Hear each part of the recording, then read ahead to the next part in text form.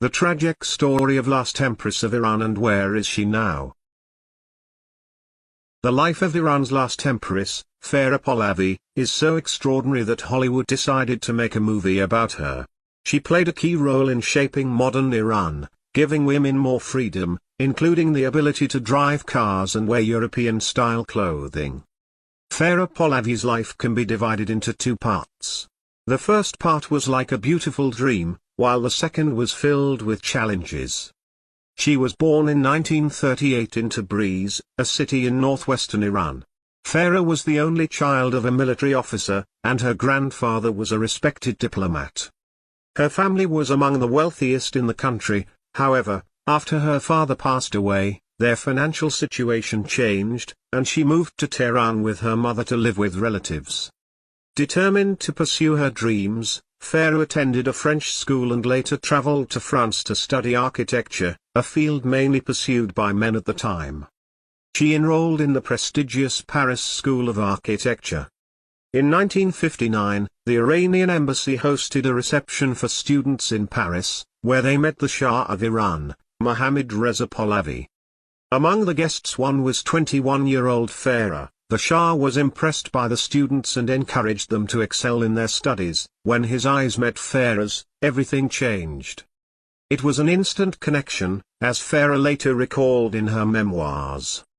The Shah, who was 40 years old but was still very attractive and had recently ended his second marriage because his second wife could not give birth to the heir of the family, and Shah instantly became interested in her.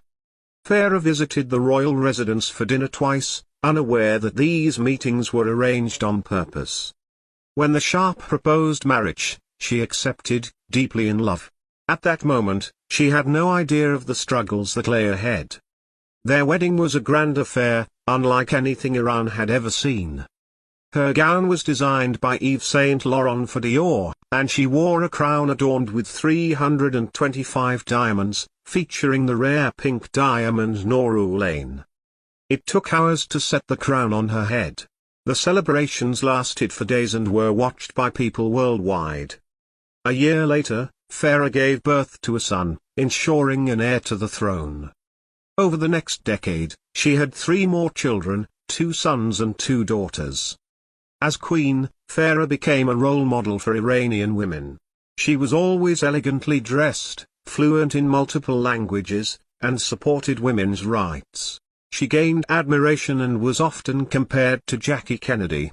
Under her influence, Iranian women began adopting Western fashion and driving cars. She even convinced the Shah to allow international magazines to be available in Iran. The country had never experienced such openness before. The Shah respected her opinions and trusted her completely. In 1967, he made a historic decision, granting Farah the title of Empress.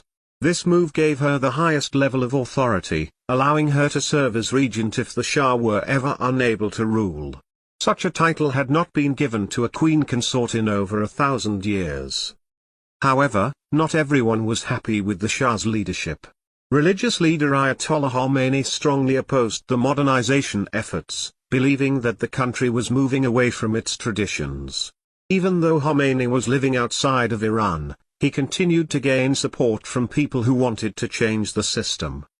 A turning point came in 1978 when demonstrations against the monarchy grew stronger. The government's response led to further unrest, causing widespread protests. By the end of the year, even the Shah's own military could no longer protect the government. The royal family had no choice but to leave the country. Over the next year, they moved from one place to another as world leaders decided whether to provide them with a safe place to stay. Meanwhile, changes continued to unfold in Iran. The constant traveling and uncertainty affected the Shah's health, and he passed away in Egypt in 1980. Farah lost not only her husband but also the life she had known. However, she remained strong for her children and continued to work for their future. After his passing, U.S. President Ronald Reagan allowed Farah and her children to settle in the United States. She focused on raising them and used most of the resources left by her husband to support Iranians who had also left their homeland during the revolution. 2 decades later, Farah decided to share her story with the world. She wrote a book about her life, not focusing on politics but on love. The book, An Enduring Love, My Life with the Shah, became widely known and was studied by experts in various fields. Today, Farah Pahlavi is 86 years old and lives near Washington, D.C. every year. She visits her husband's resting place in Egypt every year and remains active on social media, sharing thoughts about Iran's future. Her eldest son, his wife, and their children visit her often. For over 45 years, Farah has lived away from Iran, but her heart remains tied to the country she once called home. Many wonder if the royal family will ever return and if she will once again set foot on the land where she spent some of the happiest moments of her life.